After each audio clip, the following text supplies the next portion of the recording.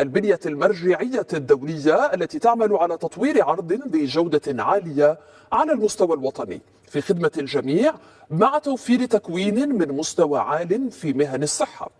كما أعطى جلالة الملك هذا اليوم تعليماته السامية لافتتاح المركز الاستشفائي الجامعي محمد السادس لأكادير القطب الطبي للتميز، الذي سيمكن من إحداث قفزة نوعية حقيقية في عرض خدمات الرعاية الصحية وتكوين الأطباء على مستوى جهة سوس ماسة.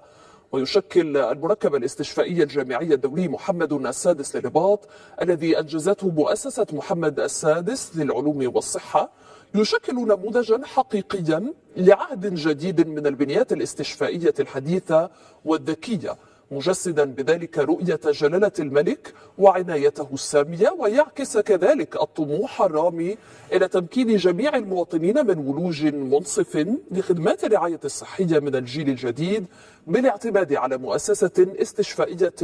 تدمج الابتكارات الطبية الأكثر تقدما مدعومة ببنية جامعية مرجعية وبحثية.